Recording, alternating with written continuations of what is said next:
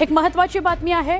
गौरी गणपती या सणाचा गोडवा वाढणार आहे, कारण बातमी ही तशीच आहे। केंद्र शासनाच्या उपाययोजनांचा परिणाम बाजारात दिसू लागलाय। साखरेच्या दरात तब्बल 10% तर गुळाच्या दरात 12%ची घसरण झालेली आहे। मुंबई कृषी उत्पन्न बाजार समितीत मंगळवारी साखरेचे दर 63 ते 67 रुपये किलो होते। बुधवारी आवक वाढून 187 टन झाल्यानंतर हे दर घसरून 58 ते 60 रुपये किलोवर गेलेले आहेत। गुळाच्या दरात सुद्धा घसरण झाली आहे। मंगळवारी 70 ते 82 रुपये किलो असलेला गुळ 65 ते 70 रुपये किलोवर बुधवारी गेलेला होता।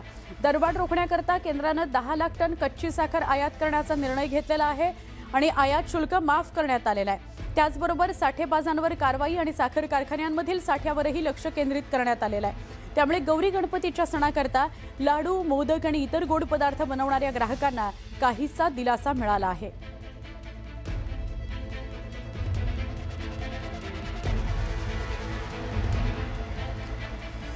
मुंबई तसंच ठाणे पनवेल आणि वसई विरारमधील प्रवाशांचा रिक्षा आणि टॅक्सीचा प्रवास महागलाय।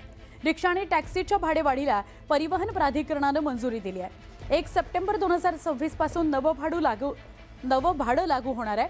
रिक्षाच्या किमान भाड्यामध्ये 1 रुपयांची तर टॅक्सीच्या किमान भाड्यामध्ये 2 रुपयांची वाढ झालेली आहे।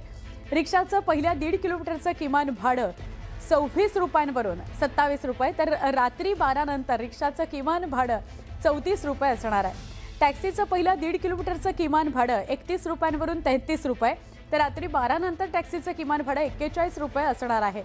सीएनजीच्या दरामध्ये झालेली वाढ, वाहनांच्या देखभाल दुरुस्तीचा खर्च, वाहन विम्याचा वाढता खर्च, परवाना आणि परमिट नूतनीकरणाचा वाढलेला खर्च या सगळ्याचा परिपाक असा की ही दरवाढ झालेली आहे।